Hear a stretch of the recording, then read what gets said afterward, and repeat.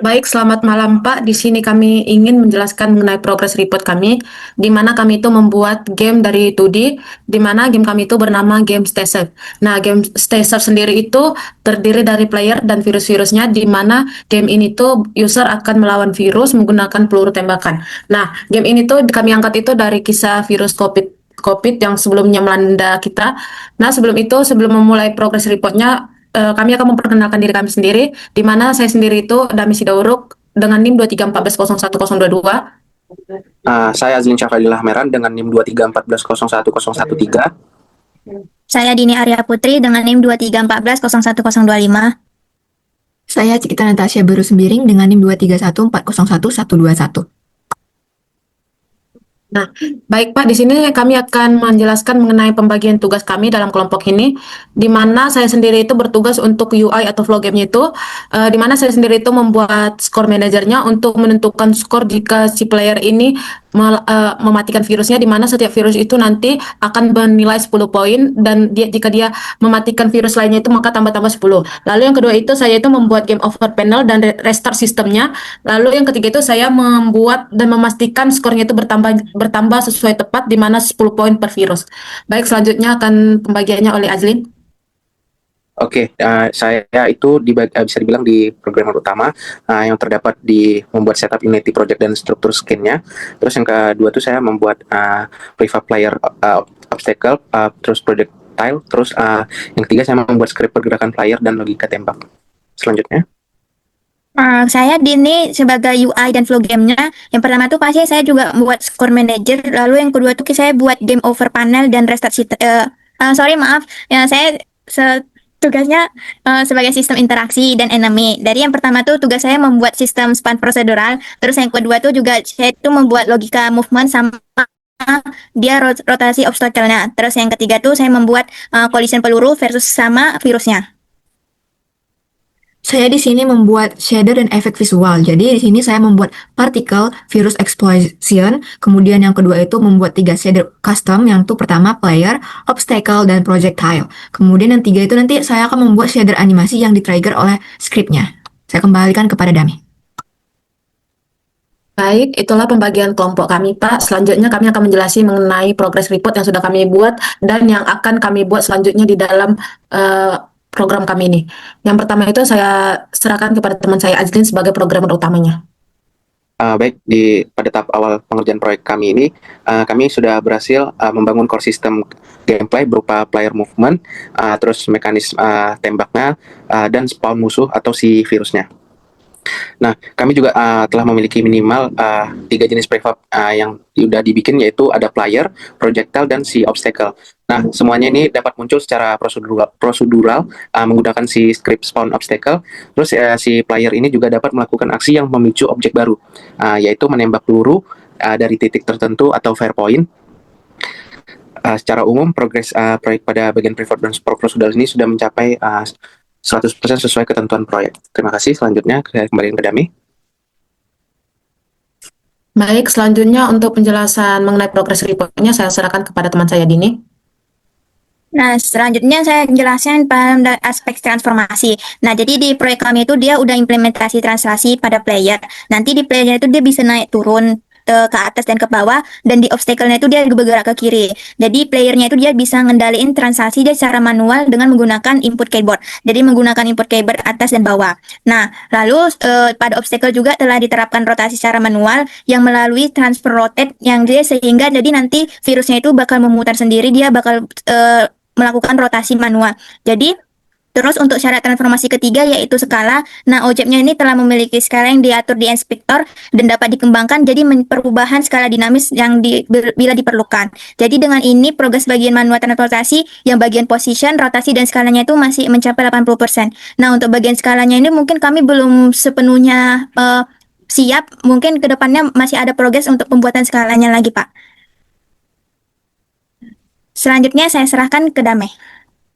Baik, terima kasih kepada Dini. Selanjutnya saya sendiri akan menjelaskan mengenai visual effect, rotasi dan transformasi tambahan, di mana itu dalam progres kami kali ini itu kami itu telah menambahkan efek visualnya untuk memenuhi syarat transformasi skala dan rotasinya. Nah, seperti yang sudah dikatakan oleh teman saya Dini itu bahwa skala kami itu masih dalam progres, belum sepenuhnya selesai. Lalu obstacle atau virus itu kini bisa berputar menggunakan transform dot rotate 00 rotate speed dikali time delta time-nya sehingga memenuhi syarat transformasi rotasi manualnya. Nah, kami itu menggunakan efek partikel virus explosion seperti yang terlihat di layar. Lalu di mana itu telah dibuat sebagai bentuk tambahan transformasi skala dan geraknya. Lalu itu di mana peluru bergerak menggunakan rig body 2D, tetapi arahnya tetap dikendalikan secara manual melalui perubahan velocity sehingga transformasinya tetap memenuhi ketentuan pekerjaan manual, bukan animator. Nah, dengan penambahan efek cahaya dan rotasi ini, aspek visual dan transformasi pada proyek kami ini sudah semakin lengkap dan memenuhi sekitar 20% dari syarat proyeknya. Khususnya itu terdapat pada transformasi kombinasi antara translasi, rotasi, dan skala, di mana skalanya ini belum selesai sepenuhnya. Lalu ada efek visual manualnya dan peningkatan pemahaman grafik komputernya. Baik, untuk penjelasan selanjutnya saya serahkan kepada teman saya Cikita Natasha. Untuk ketentuan shader saat ini, proyek masih menggunakan default sprite shader dari Unity, sesuai dengan persyaratan dari project, yang dimana kami diwajibkan membuat shader buatan sendiri, serta shader yang dapat dianimasikan melalui script. Nah, di bagian ini belum dikerjakan sehingga progres shader masih berada pada 20%, karena baru ada persiapan material, namun belum ada implementasi shader, grab, dan scripting. Jadi, tahap selanjutnya akan kami fokuskan adalah membuat custom shader untuk projectile atau obstacle, lalu menambahkan animasi shader seperti perubahan warna saat ditembak. Saya kembalikan lagi kepada Dame. Baik Pak, segitulah mengenai progres report kami. Lalu kami di sini akan membahas mengenai skrip kami. Nah, di skrip ini tuh kami masih menggunakan sampai sekarang itu menggunakan 10 skrip, di mana itu skrip pertama itu ada background musiknya, kami menggunakan background musik, lalu ada kamera move-nya, yang ketiga itu ada game manajernya, keempat ada game over, kelima itu ada looping background-nya, keenam itu ada obstacle, ketujuh itu ada playernya. Selanjutnya itu ada Proctile, Score Manager, dan Spawn Obstacle-nya. Baik, di sini akan kami jelaskan. Untuk yang pertama itu saya serahkan kepada teman saya Dini. Nah, saya bakal menjelaskan bagian yang pertama itu dari background musik. Nah, di background musik ini dia untuk ngatur musik ya agar tetap menyala selama gamenya itu berjalan. Jadi script ini dia dipasang saat game mulai dia audionya itu langsung berputar dengan menggunakan di situ ada play on aktif. Nah, jadi dia musiknya itu nggak akan mati meskipun scan-nya itu di restart. Jadi cocok dia untuk menciptakan agar suasana gamenya itu dia tetap konsisten. Lalu di bagian kedua itu ada kamera movement. Nah, di bagian kamera movement ini dia untuk menggeser kamera tuh secara horizontal, jadi dia memberi efek game berjalannya seperti gamenya itu maju terus gitu pesatnya. Jadi karena kameranya bergerak ke kanan dengan kecepatan yang telah ditentukan, jadi menggunakan transfer ini jadi transaksi manual yang sudah kami buat sesuai syarat yang ketentuan project yang Bapak inginkan. Satu, dia kecepatannya dia itu melalui variabel kamera speednya. Nah, lalu yang ketiga tuh ada bagian game manager. Nah, di bagian game manager ini dia untuk ngatur alur utama gamenya, dia untuk dan menghubungkan berbagai sistem. Jadi jadi pusat kontrol lah untuk kamera move on-nya sama game over-nya dan sistem lainnya. Terus dia kenapa dipasang di game manager? Karena dia gamenya itu game objek, jadi dia tidak menjalankan logika berat, tapi dia menjadi kontainer script, dia kontainer yang paling penting di antara yang lain. Selanjutnya saya serahkan pada Dame. Baik, terima kasih kepada Dini. Selanjutnya saya akan menjelaskan mengenai script game over, di mana script game over itu berfungsi fungsi utamanya itu untuk menampilkan tampilan game over panel apabila playernya hancur. Di mana cara kerjanya itu yang pertama itu script itu mengecek setiap frame. Nah, di mana itu dia akan mengecek apakah player itu masih ada menggunakan find game object with tag player. Lalu yang kedua itu jika playernya hilang, maka game over panel itu diaktifkan secara otomatis. Nah, setelah itu terdapat fungsi restart, di mana fungsi restart itu untuk mengatur restart scan-nya. Yang kedua itu ada script looping background, di mana script ini itu fungsi utamanya itu untuk membuat background bergerak dan looping seperti game Endless Runner. Di mana cara kerjanya itu yang pertama itu background itu bergerak ke kiri, lalu jika posisi background lewat batas tertentu maka dipindahkan ke kanan lagi, lalu memberikan ilusi bahwa game itu berjalan terus ke depan. Lalu ada script yang keenam itu obstacle, di mana obstacle itu adalah virusnya. Fungsi ini tuh, fungsi utama script ini tuh untuk mengatur virusnya itu atau eneminya itu seperti gerakan, rotasi, lifetime, dan deteksi ditembaknya. Di mana penjelasannya itu yang pertama itu bahwa virus itu bergerak ke kiri menggunakan translasi manual, lalu itu virus itu berputar menggunakan rotasi manual, lalu virus itu hancur secara otomatis setelah beberapa detik atau lifetime.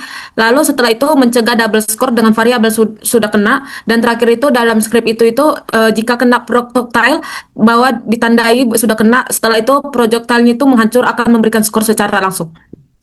Untuk script selanjutnya itu script layer dan projectile itu saya serahkan kepada teman saya, Cikita.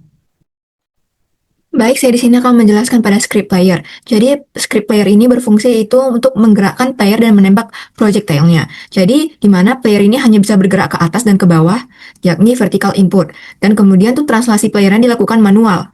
Dan saat tombol space ditekan, itu akan memanggil fungsi yang namanya shoot shots.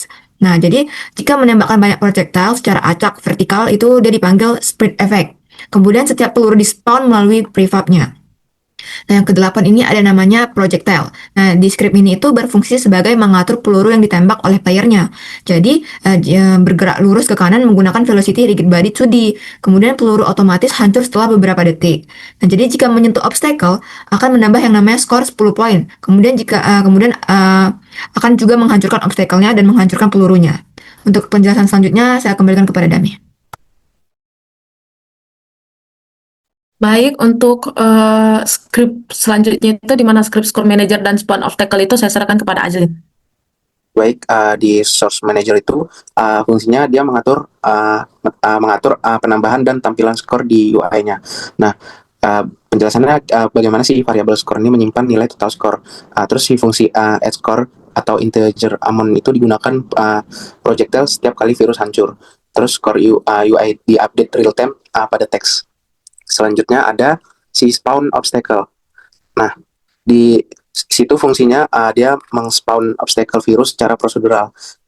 Setiap beberapa detik dia memunculkan virus baru. Terus posisi spawn-nya itu acak atau random range agar permainan itu variatif. Seperti itu. Dari saya, dari score manager sampai dengan spawn tadi. Iya, spawn itu. Terima kasih. Baik Pak, di sini itu kami akan mengeranya, di mana itu seperti yang terlihat dalam layar itu bahwa virusnya itu bergerak menggunakan rotasi, lalu ada efek visualnya dalam pelurunya, lalu playernya itu bisa bergerak ke atas dan ke bawah. Nah, lalu jika playernya itu mengenai virusnya itu, maka playernya itu langsung mati, seperti yang terlihat layar. Nah, jika mati itu dia akan menunjukkan game over dan restart. Nah, baik, sekianlah presentasi progress report kami, di mana pada tahapan selanjutnya itu kami ingin membuat shader, mempersempurna skalanya, dan memenuhi syarat-syarat dan kriteria selanjutnya. Baik, terima kasih untuk Bapak, selamat malam.